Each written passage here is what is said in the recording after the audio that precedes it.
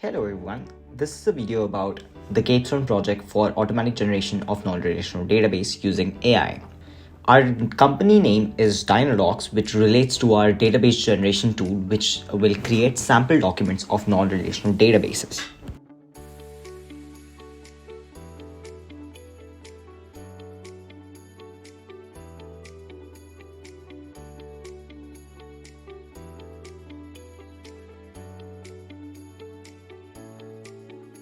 Let's discuss a little bit about the problem domain. Our basic objective of this project is to develop a web or a desktop application that can automate the creation of BSON documents from schemas that are provided by the user that enhance the educational tools for university database courses.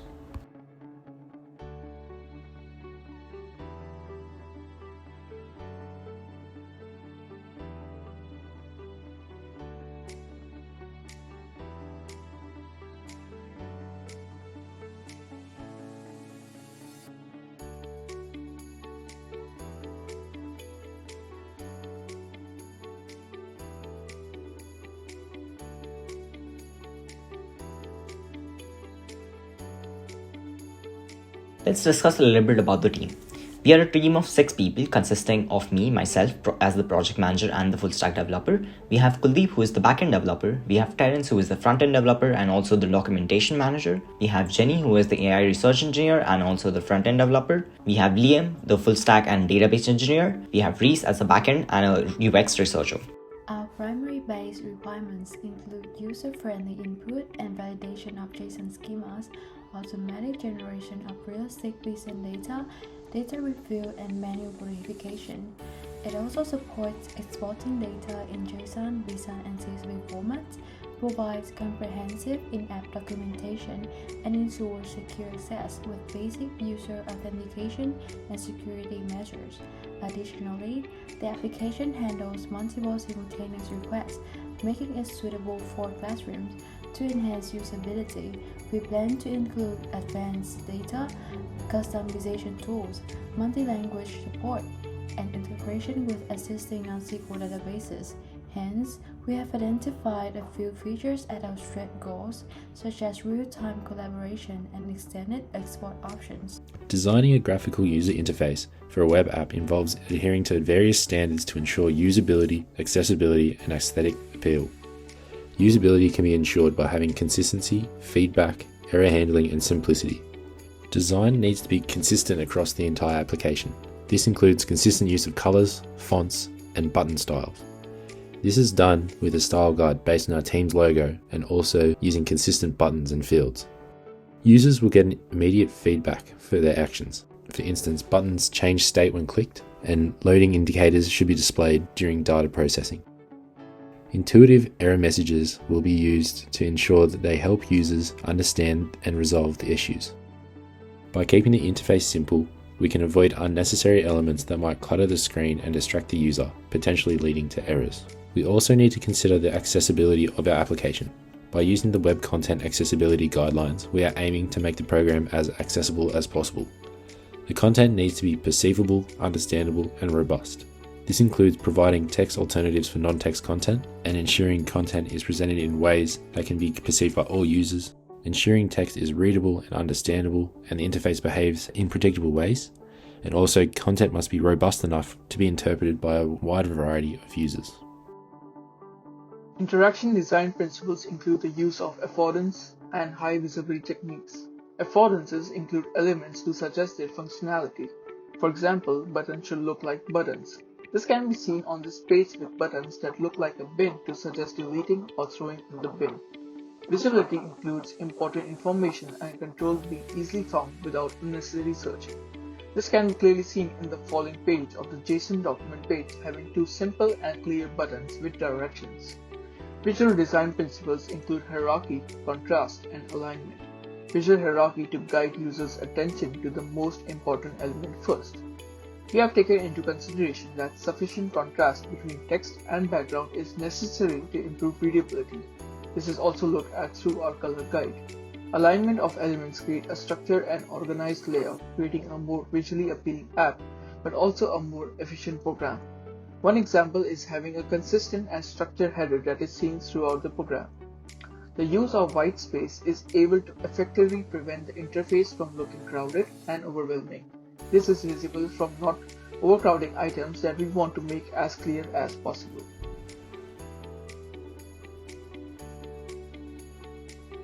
Our design process for DinoDocs has included methods from the Agile framework, a popular industry method. By creating Figma wireframes and both low fidelity and high fidelity prototypes, we were able to ensure that our design is congruent with DinoDocs objectives. We chose an Agile framework for its ability to adapt and incorporate changing requirements through iterations. The Agile approach was apt for the circumstances in which DinoDocs was designed, perfectly suiting our weekly client meetings.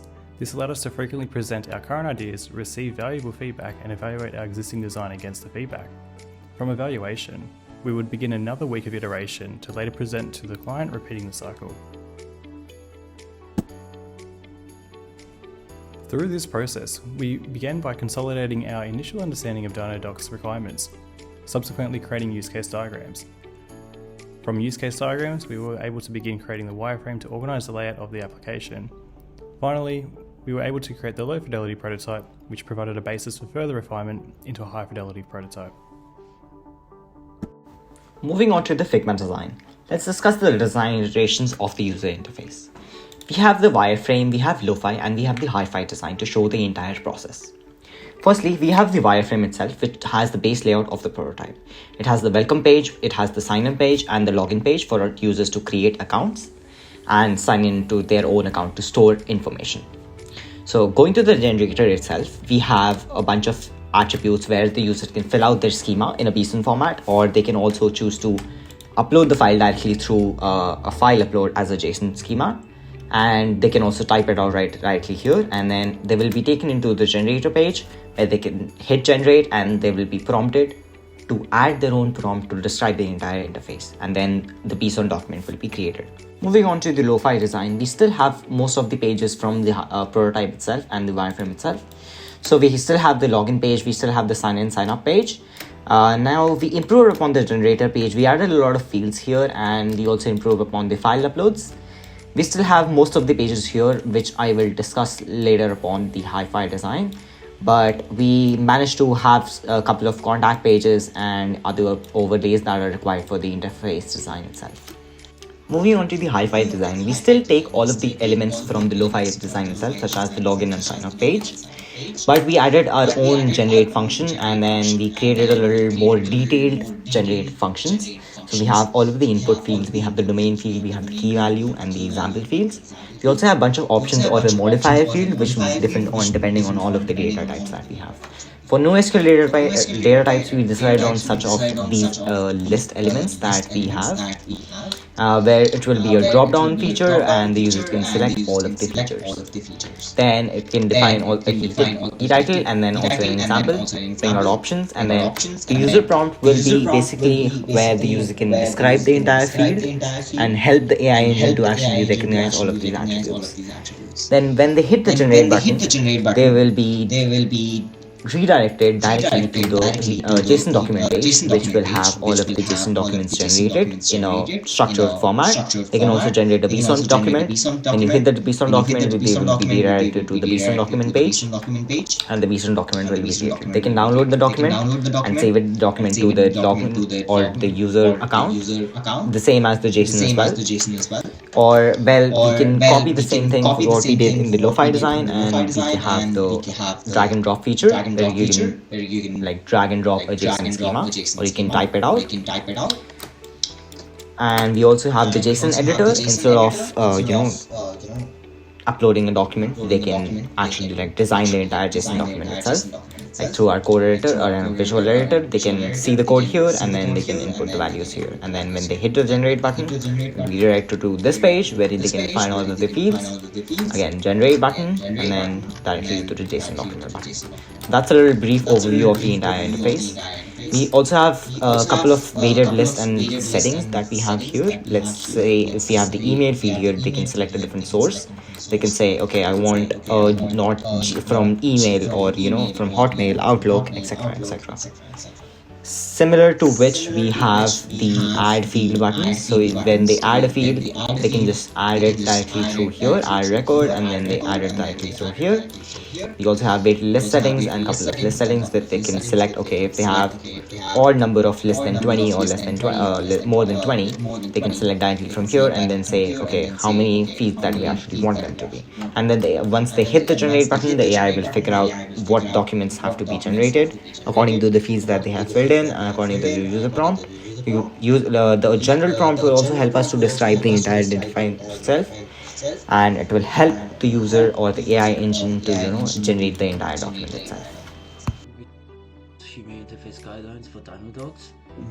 We used consistency, accessibility, usability, clarity, and simplicity, along with intuitivity to design our user interface. With consistency, our buttons, drop-downs, text fields, and other visual components maintain a similar feel, and we used layout grids to ensure that elements are properly aligned.